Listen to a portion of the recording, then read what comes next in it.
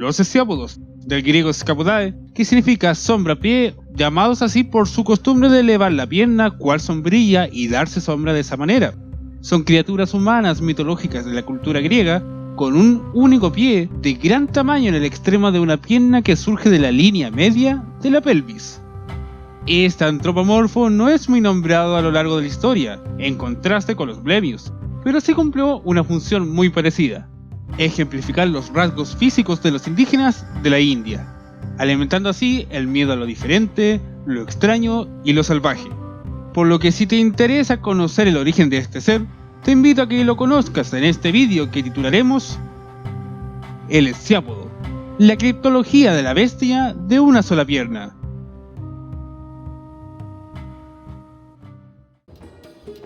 Antes de empezar, déjame decirte que publico videos todos los miércoles y domingos, así que suscríbete y activa la campana para enterarte de cada nueva interesante mitología. Dicho lo anterior, comencemos.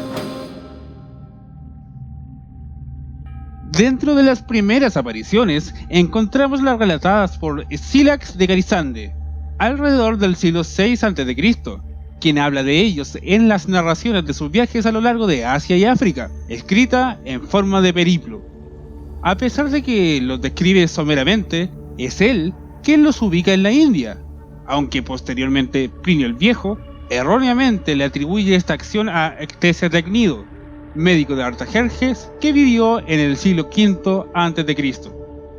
Pero si hay algo que dejar en claro, es que Ctesias fue el que insertó las características de la bestia en el imaginario colectivo. En su libro Índica, que significa India, muestra la visión persa de la India, dando acceso a un mundo oriental que en Occidente aún no se conocía. En este se habla de una raza de hombres que se conocen como monócelos, porque tienen una sola pierna, pero son capaces de saltar con una agilidad sorprendente. Y recalca que también se le llama Sciapodae, explicando la metáfora de sombra-pie. Él fue quien introdujo en la cultura griega la idea de una geografía oriental fantástica, y con ella, la historia de los pueblos monstruosos. Por ejemplo, Ctesias habló de otras bestias, como los pigmeos, que luchaban contra las grullas, de los cinocéfalos, cuyas cabezas eran de perros, de los acéfalos, que al no tener cabeza, tenían el rostro en el pecho y se les conocía también como blemias.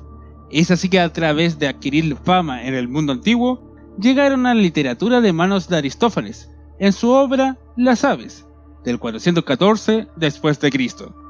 Pero como ocurrió con otras bestias, fue la historia natural de Plinio la que expandió masivamente el imaginario de esta bestia, algo así como un bestseller que infundía el terror y el morbo a lo desconocido, en donde se informa de las historias de viajeros sobre los encuentros y avistamientos de esciápodos en la India.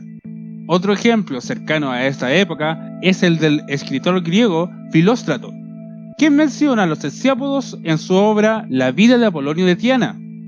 Siglos después, con el advenimiento del cristianismo, la leyenda perdura en la duda de su relación con la creación. Ejemplos como San Agustín de Hipona, quien menciona a los esciápodos en su obra La ciudad de Dios, libro en el que conjuga todas las dudas de la época sobre la fe.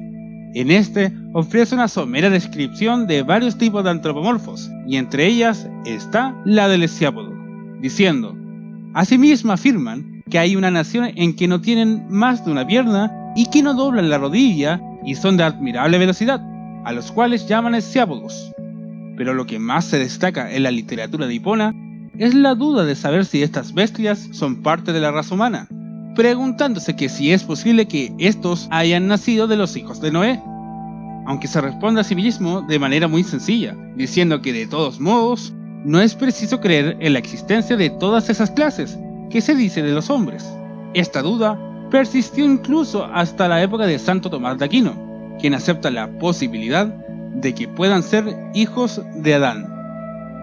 Otro ejemplo cristiano importante es el de San Isidoro de Sevilla, quien en su etimología vuelve a describir los rasgos repetidos por generaciones y generaciones. Ahora, la búsqueda de lugares exóticos que no diferenciaban realidad de fantasía llevó a muchos aventureros a hablar de los esciápodos, logrando que estas bestias fueran consideradas como reales. Por ejemplo, el mercader y viajero veneciano Marco Polo habla sobre los habitantes de Malabar, una región al sureste de la India, en donde incluía blemios, monóculos y hesiápodos como habitantes autóctonos.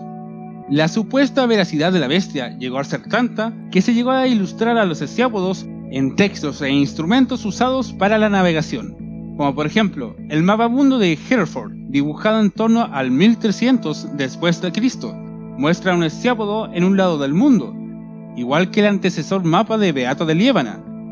Por otro lado, según Carl A. Pirac, la existencia del monópodo en la India pudo haber sido concebida a través de la llamada Aja Kapat, la cabra de una pata, un dios poco conocido en el panteón hindú, pero que fue asimilado como una de las formas de Lord Shiva, la de una sola pierna. En general, Aja Kapat es un epíteto para Soma, una bebida narcótica dorada de la antigüedad. Dado que Soma es una deidad botánica, su único pie representaría el tronco de una planta enterogénica, es decir, con propiedades psicotrópicas, o también representaría un hongo.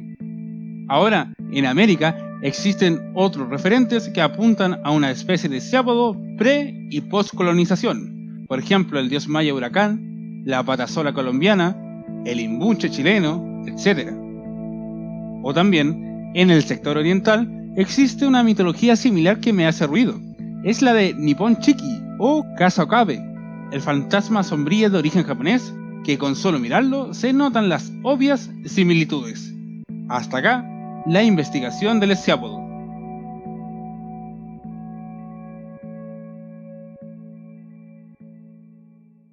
Ojalá hayan gustado del vídeo, y si quieren conocer más interesantes mitologías, pueden ver estos dos vídeos que están pensados para ti. Y si quieres suscribirte, da clic en el icono del canal. Muchas gracias por verme y me despido. Esto fue Logomaki.